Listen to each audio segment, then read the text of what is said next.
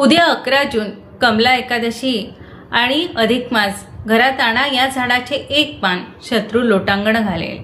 नमस्कार माझ्या प्रिय भगिनींनो आणि भावांनो, स्वागत आहे तुमचं आपल्या चॅनलवर. उद्या, हो अगदी उद्या, उजाडणारी सकाळ ही साधीसुधी सकाळ नाही. उद्या आहे 11 जून, परम पावन कमला एकादशी. आणि त्यातही सर्वात मोठी गोष्ट म्हणजे हा चालू आहे अधिक मास. 3 वर्षातून एकदा येणारा हा असा दुर्मिळ योग आहे, जो आपल्या आयुष्यातील गरिबी, दुःख आणि शत्रूंचा नायनाट करण्यासाठी स्वतः विधाताने आपल्या झोळीत टाकलेला आहे. आजचा हा व्हिडिओ जर तुम्ही चुकूनही अर्धवट सोडला तर कदाचित आयुष्यातील सर्वात मोठी संधी तुम्ही गमावून बसाल. कारण आज मी तुम्हाला अशा एका गुप्त चमत्कारिक झाडाबद्दल सांगणार आहे, ज्याचं फक्त एक पान, हो फक्त एक पान उद्या सकाळी तुम्ही घरात आणलं तर तुमचे मोठे मोठे शत्रू, जे तुम्हाला पाण्यात पाहतात, जे तुमचं नुकसान करायचा प्रयत्न करत आहे, ते स्वतःहून तुमच्या चरणावर येऊन लोटांगण घालतील. ज्यांचे सगळे डाव उलटून त्यांच्यावरच उलटे होतील. हा उपाय अत्यंत शक्तिशाली आहे, त्यामुळे व्हिडिओ शेवटपर्यंत न चुकता पहा. जर तुम्ही चॅनलवर नवीन असाल तर आत्ताच आपल्या चॅनलला लाईक करा, शेअर करा आणि सबस्क्राईब करायला अजिबात विसरू नका. आणि हो, या पवित्र अधिक मासाचा आशीर्वाद मिळवण्यासाठी खाली कमेंट बॉक्समध्ये आत्ताच श्री स्वामी समर्थ, ओम नमः शिवाय आणि ओम नमो भगवते वासुदेवाय नक्की लिहा. तुमची एक कमेंट तुमचं नशीब बदलू शकते. माझ्या लाडक्या सख्यांनो, आपल्या प्रत्येकाच्या आयुष्यात काही ना काही अडचणी असतात. कधी पैशाची चणचण, कधी घरातील भांडण, तर कधी छुप्या शत्रूंची भीती. अनेकदा आपल्याला समाजातही नाही की काही आपल्याला कधी कधी समजतही नाही चांगलं काय आणि काय चुकताय, काय बिघडताय, कोणीतरी काही केलं आहे का, कोणी करणी बाधा केली आहे का, की कुणाची नजर लागली आहे. अशा वेळी आपण हताश होतो. पण उद्याचा दिवस हा सगळ्यांवर मात करण्यासाठी आहे. अधिक मासातील एकादशीला कमला एकादशी किंवा पद्मिनी एकादशी असेही म्हणतात. या दिवशी साक्षात भगवान विष्णू आणि माता लक्ष्मी पृथ्वीवर जागृत अवस्थेत असतात. पण विचार करा, असं कोणतं झाड आहे ज्याच्या पानात एवढी ताकद आहे? ते झाड तुमच्या आजूबाजूलाच आहे. कदाचित रोज तुम्ही त्या झाडावरून ये जा करता, पण त्याचा हा गुप्त उपाय तुम्हाला माहीत नाही. हे झाड कोणतं आहे, पान कसं आणायचं आणि शत्रूला आपल्या पायावर कसं झुकवायचं, हे मी तुम्हाला अगदी काही मिनिटात सांगणार आहे. त्याआधी उद्या सकाळी उठल्या तुम्हाला कोणते विशेष उपाय करायचे आहेत, जेणेकरून माता लक्ष्मी तुमच्या घरात कायमची स्थिरावेल. हे ते नीट लक्ष देऊन ऐका, समजून घ्या. चला तर मग आधी आपण उद्या करावयाचे अत्यंत विशिष्ट आणि प्रभावी उपाय अगदी सविस्तरपणे जाणून घेऊया. माझे तुम्हा सर्व माता भगिनींना नम्र विनंती आहे की घाई गडबड न करता आत्ताच एक वही आणि पेन घेऊन बसा आणि हे उपाय नीट लिहून घ्या. कारण अध्यात्मात आणि तंत्रशास्त्रात विधीला खूप महत्त्व असतं. यात झालेली एक छोटीशी चूक किंवा आळस तुमच्या उपायाचे फळ कमी करू शकतो. म्हणून प्रत्येक गोष्ट बारकाईने समजून घ्या. पहिला उपाय माता लक्ष्मीला आकर्षित करण्यासाठी केसर हळदीचा उंबरठा उपाय आहे. हा वेळ आहे सकाळी 5 ते 6:30 दरम्यान. ब्रह्ममुहूर्तावर किंवा सूर्योदयाची वेळ साक्षात देवी देवतांच्या आगमनाची वेळ असते. उद्या सकाळी घरातील इतर कोणी उठण्यापूर्वी तुम्ही उठायचं आहे. जर सुहासिक स्नानाचे पाणी असेल तर उत्तम, नसेल तर साध्या स्वच्छ पाण्याने स्नान करा.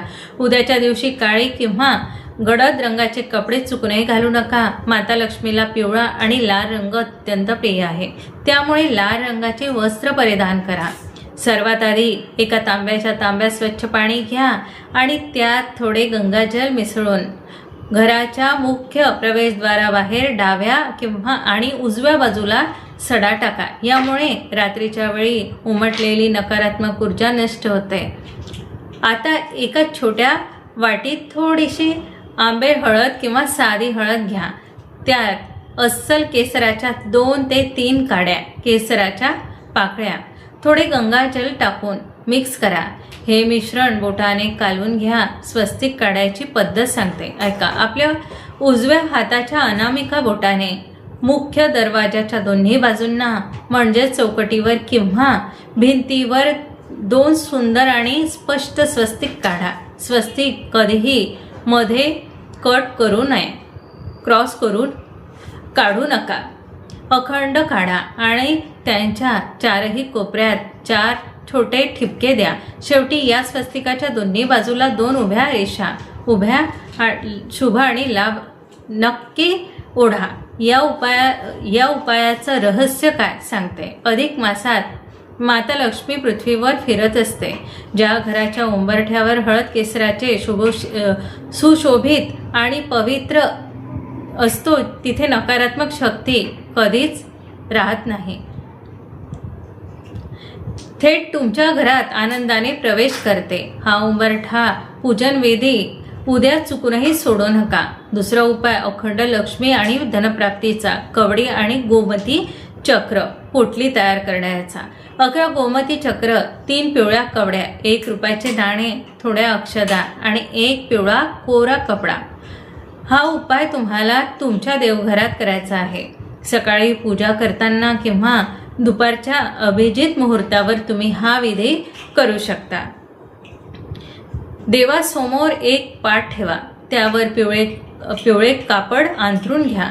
आता या कपड्यावर मध्यभागी विष्णू रूप मानून 11 गोमती चक्र रेषेत किंवा वर्तुळाकार मांडा. गोमती चक्र हे साक्षात विष्णूचे प्रतीक आहे. त्यांच्या बाजूला माता लक्ष्मीचे प्रतीक असलेल्या पिवळ्या कवड्या ठेवा. जर कवड्या पांढऱ्या असतील तर त्यांना आधी हळदीने पिवळे करून घ्या. पूजा विधी सांगते, ऐका. या सगळ्यांवर गंगाजल शिंपडा. त्यानंतर हळद, कुंकू आणि अक्षदा अर्पण करा. विष्णू देवांना पिवळे फूल आणि माता लक्ष्मीला लाल फूल अर्पण करा. घरात शुद्ध गायच्या तुपाचा दिवा आणि धूप लावा. मंत्र शक्ती सांगते, ऐका. आता देवासमोर हात जोडून डोळे बंद करून आणि अत्यंत शांत चित्ताने विष्णू सहस्त्रनामाचा पाठ करा. जर तुम्हाला तो वाचता येत नसेल तर मोबाईलवर ऑडिओ लावा आणि तो शांतपणे ऐका. त्यानंतर तुमचा हातात असलेल्या जपमाळेने ओम नमो भगवते वासुदेवाय किंवा ओम महालक्ष्मी नमः या मंत्राचा किमान 108 वेळा 1 माळ जप करा. जपाचा आवाज घरभर गुंजला पाहिजे, ज्यामुळे घरातील वास्तुदोष दूर होतो. पोटली कशी बनवायची? पूजा संपल्यानंतर ती रात्रभर देवघरात राहू द्या. दुसऱ्या दिवशी सकाळी देवाची माफी मागून ते पिवळे कापड एकत्र करून आणि त्याची एक सुंदर पोटली गाठोडे बनवा.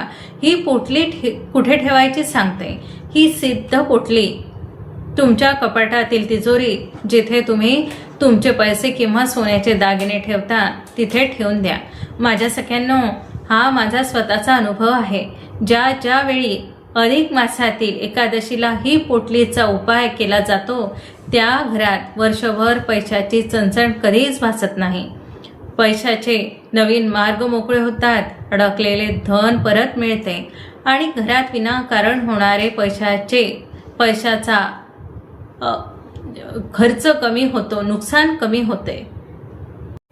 हे दोन्ही उपाय अगदी मनापासून घरात शांतता ठेवून आणि पूर्ण विश्वासाने करा. चला तर मग आता आपण वळूया आपल्या व्हिडिओच्या त्या मुख्य भागाकडे, ज्याची तुम्ही सगळेजण उत्सुकतेने वाट पाहत आहात. तो चमत्कारिक झाड आणि शत्रूचा नाश कसा करायचा. माझ्या माता भगिनींनो, हे चमत्कारिक झाड दुसरं तिसरं कोणतंही नसून साक्षात विष्णू रूप आणि साक्षात दत्तात्रयाचे 20वा स्थान असलेलं उंबराचं झाड, ज्याला आपण उंबराचे झाड म्हणतो, हेच आहे. उद्या 11 जून कमला एकादशीच्या सकाळी तुम्हाला याच पवित्र उंबराच्या झाडापाशी जायचं आहे.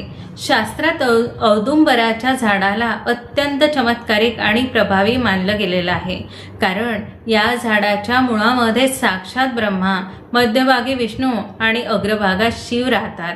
तर या झाडावर नेहमी माता लक्ष्मीचे वास्तव्य असते. त्यामुळे या एकादशीला हा उपाय केला तर याचे फळ लाखो पटीने मिळते. औदुंबराच्या झाडाचे ते पान आणण्याची आणि उपाय करण्याची अचूक गुप्त पद्धत नीट ऐका, जेणेकरून शत्रू तुमच्या आयुष्यातून कायमचा दूर होईल. उपायाची पहिला उपाय कसा करायचा सांगते. उद्या 11 जून एकादशीच्या दिवशी सकाळी लवकर आंघोळ करा. आंघोळ झाल्यावर चहा पाणी किंवा काही न खाता अगदी रिकाम्या पोटी तुम्हाला उंबराच्या झाडापाशी जायचं आहे. सोबत न्यायचे साहित्य. घरातून निघताना एका तांब्यात शुद्ध पाणी घ्या. सोबत थोडे हळद, कुंकू, अक्षदा आणि 1 रुपयाचं नाणं घेऊन जा. झाडाची प्रार्थना आणि परवानगी सर्वात महत्त्वाचं आहे हे. जेव्हा तुम्ही औदुंबराच्या झाडापाशी पोचाल तेव्हा सर्वात प्रथम आपले 2 हात जोडून डोळे बंद करून झाडाला नमस्कार करा. त्यानंतर अत्यंत आदराने त्या औदुंबराच्या झाडाला प्रार्थना करा की, हे वृक्षराज, हे औदुंबर देवा, माझ्या आयुष्यात अनेक संकट आहे. काही लोक विनाकारण माझे शत्रू बनले आहेत आणि माझा छळ करत आहे. माझ्या या सर्व संकटांचा आणि शत्रूचा नाश करण्यासाठी, माझ्या रक्षणासाठी मी आज तुमच्या या पवित्र झाडाचे 1 पान घरी घेऊन जात आहे. कृपया मला तशी आज्ञा द्या आणि माझ्या पाठीशी उभे राहा. तृणमुक्ती आणि अर्घ अशी प्रार्थना केल्यानंतर औदुंबराच्या झाडाच्या मुळाशी जे ते तुम्ही सोबत आणले 1 रुपयाचे नाणं अर्पण करा आणि तांब्यातील जल हळूवारपणे तिथे वाहा. आपण झाडाची कोणतीही गोष्ट घेताना त्याला आधी काहीतरी अर्पण करणे गरजेचे असते. मग तिथे हळद, कुंकू आणि अक्षदा वाहून मनोभावे नमस्कार करा. पान निवडण्याची पद्धत सांगते ऐका. आता नीट लक्ष देऊन ऐका. औदुंबराच्या झाडाचे जे पान स्वतःहून खाली पडलेले असेल ते उचलायचे सर्वात उत्तम मानले जाते. पण जर समजा खाली पडलेले स्वच्छ पान मिळाले नाहीत तर झाडाला अजिबात इजा न पोचवताना अत्यंत आदराने देठ हा सगट, एक स्वच्छ कुठेही फाटलेले किंवा छिद्र नसलेले हिरवेगार पान तोडून घ्या. घरातील वेदी. ते पान अत्यंत आदराने आपल्या घरी आणा. हातात घेऊन घरी या. घरी आल्यावर पान थोडे गंगाजलाने आणि स्वच्छ पाण्याने धुवून घ्या. शत्रूचे नाव लिहिण्याची विधी. आता एका पांढऱ्या कोऱ्या कागदावर किंवा थेट औदुंबराच्या पानावर उजव्या हाताच्या अनामिका बोटाने लाल किंवा कुंकवाच्या ओल्या पेस्टने तुमच्या त्या शत्रूचे नाव लिहा, जो तुम्हाला त्रास देत आहे, तुमच्या प्रगतीत अडथळा आणत आहे. तुम्हाला जर माहीत नसेल तर कोण त्रास देत आहे, फक्त गुप्त शत्रू लिहिलं तरी चालेल. विष्णू चरणी अर्पण करणं आणि विसर्जन कसं करायचं.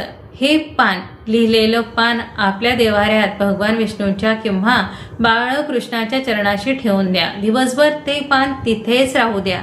त्यानंतर रात्रीच्या वेळी साधारण 9 ते 11च्या दरम्यान कोणाचंही लक्ष नसताना ते पान तिथून उचला आणि घराबाहेर जाऊन कोणत्याही निर्जन ठिकाणी, झाडाझुडपात किंवा कचऱ्याच्या ठिकाणी टाकून द्या. मागे वळून न पाहता थेट घरात या आणि हात पाय स्वच्छ धुवून घ्या.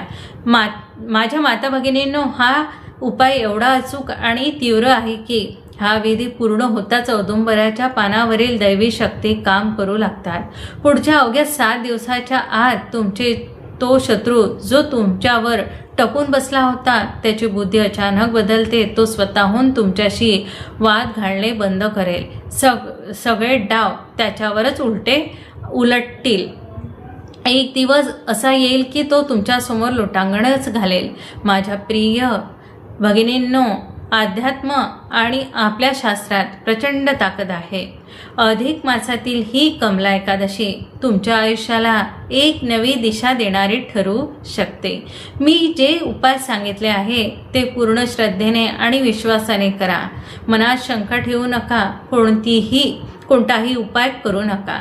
कारण श्रद्धा तिथेच देव असतो. मला पूर्ण खात्री आहे उद्याचा दिवस तुमच्या घरात सुख, समृद्धी आणि शांती घेऊन येईल. तुमच्या मनात काही शंका असतील तर मला खाली कमेंट करून नक्की विचारा. मी प्रत्येक बहिणीच्या आणि भावाच्या प्रश्नाचे उत्तर देण्याचा प्रयत्न करेल. जाता जाता पुन्हा एकदा आठवण करून देते, जर तुम्हाला आजची ही माहिती मनापासून आवडली असेल तर व्हिडिओला लाईक नक्की करा, आपल्या नातेवाईकांना शेअर करा आणि चॅनलला सबस्क्राईब करायला विसरू नका. कमेंट बॉक्समध्ये श्री स्वामी समर्थ, ओम नमः शिवाय आणि ओम नमो भगवते वासुदेवाय लिहून भगवंताचे आशीर्वाद घ्यायला अजिबात विसरू नका. धन्यवाद. भगवान विष्णू आणि माता लक्ष्मी तुम्हा सर्वांचं कल्याण करो. भेटूया पुढच्या व्हिडिओमध्ये. तोपर्यंत स्वतःची काळजी घ्या. नमस्कार.